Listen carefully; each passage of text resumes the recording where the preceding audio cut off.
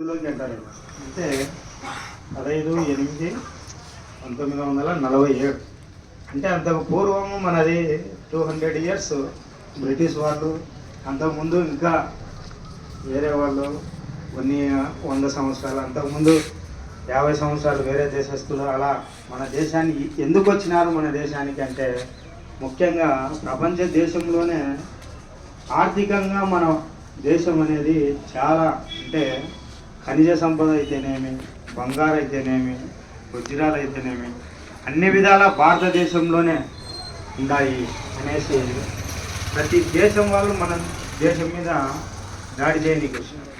అంత పూర్వము ప్రపంచ దేశాలలోనూ నెంబర్ 1 దేశంగా మన భారతదేశం శాసించే విధంగా ఉన్నారు.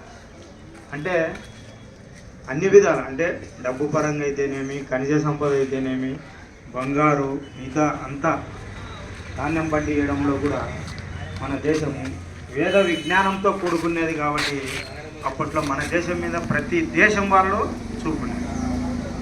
అంటే అప్పుడు ఈ దేశంలో ఏముంది, ఎందుకు ఇట్లా ఉండారు, ఆయుష్ ప్రమాణం ఎందుకు 300 సంవత్సరాలు 200 సంవత్సరాలు బతుకుతున్నారు, ఆ దేశంలో ఏమి వాడుతున్నారని ప్రతి దేశం మన దేశం మీద కన్నేసి దాన్ని కొల్లగొట్టుకోనికి వాళ్ళు తీవ్ర ప్రయత్నాలు చేసి వివిధ దేశాలు దాడులు చేసి మన దేశం మీద ఆక్రమించుకొని వాళ్ళ రాజ్యంగా ఏర్పాటు చేసుకొని మన దేశంలో ఉన్న సంపదనంతా కొల్లగొట్టుకొని తీసుకొని మనల్ని బానిసలుగా చేసినారు. ఆ విధంగా మనం 200 సంవత్సరాలు వీళ్ళు బ్రిటిష్ వాళ్ళు, అంతకు ముందు ఉండేది వేరు, తర్వాత బ్రిటిష్ వాళ్ళు లాస్ట్ స్టేజ్. అంటే 200 ఇయర్స్ వాళ్ళు మన దేశాన్ని తీవ్రంగా వ్యాపార రీత్యా వచ్చినారు. మన దేశంలో అడుగుపెట్టింది వ్యాపార రీత్యా అడుగుపెట్టినారు. పెట్టేసి ఈ సంపదనల్లా తీసుకొని పోయినారు. ప్లస్ వీళ్ళు ఆయుష్ ఎందుకు 100 సంవత్సరాలు అబోవ్ బతుకుతున్నారు. వీళ్ళు 120 మినిమం 120 సంవత్సరాలు భారతదేశ మనిషి ఆయుష్ ప్రమాణం అప్పటికి. ఎందుకు బతుకుతున్నారు వాళ్ళు? ఏ ఆహార అలవాట్లు ఉన్నాయి? ఎందుకు అంత వయసు 300 సంవత్సరాలు 320 సంవత్సరాలు కూడా బతికిన వాళ్ళు ఉన్నారు. ఈరోజు వాళ్ళ అలవాట్లు మనం చేసుకొని 60 సంవత్సరాల యావరేజ్ వయసు వచ్చింది. ఎందుకు వచ్చిందంటే ఆ అలవాట్ల వల్ల. అంటే మన సాంప్రదాయం వదిలేసి వాళ్ళ సాంప్రదాయాన్ని పాటిస్తున్నాం. అందుకే ఆయుష్ ప్రమాణం తగ్గుతూ వస్తుంది. ఆహార అలవాట్లలో, డ్రెస్ మెయింటెనెన్స్లో అన్ని రకాలుగా చేసుకుంటూ వచ్చి మన ఆయుష్ని తగ్గించుకుంటూ వస్తాం. అప్పుడు బంగారు పళ్ళాలు, వెండి, రాగి దానిలలో భోజనం చేసేటప్పుడు, ఆకులలో చేసేటప్పుడు, మట్టి పాత్రలలో వండుకునేటప్పుడు. ఇప్పుడు అంత ప్లాస్టిక్ యుగం. దానివల్ల మన ఆయుష్ మనమే క్షీణింపజేసుకుంటాం. ఈ 78వ స్వాతంత్రంలో అడుగు పెట్టినాము. అంతవరకు ఆయుష్ ఎక్కువ ఉండేటోళ్ళు వాళ్ళల్లా చూసింటారు. మన తల్లిదండ్రులు, వాళ్ళ తల్లిదండ్రులు కూడా ఉండేవాళ్ళు కూడా ఉన్నారు కొన్ని గ్రామాలలో. ఎందుకంటే వాళ్ళ అలవాట్లు, ఆహార అలవాట్లు పాత పద్ధతి. ఇప్పుడు అలవాట్లు మనం ఫాస్ట్ కల్చర్, అంటే ఇతర దేశాలది మనం అలవాటు పరుచుకుంటాం. దానివల్ల ఆయుష్ ఏమి తగ్గిపోతుంది. అంత కల్తీ అన్నీ మనం ఇతర దేశాలవే మనకు పెట్టేసి మనవి తీసుకొని పోతాం. అట్లా చేసినారు, దాన్ని వదిలించుకున్నాము. కానీ ఇప్పటికి కూడా అది మన ప్రవర్తనలలో దాగి. దానివల్లనే ఈరోజు మన భారతదేశంలో ఆయుష్ ప్రమాణం 120 మినిమం 120 సంవత్సరాలు బతికే వాళ్ళు ఇప్పుడు 60 యావరేజ్గా. స్వాతంత్రం వచ్చినా కూడా.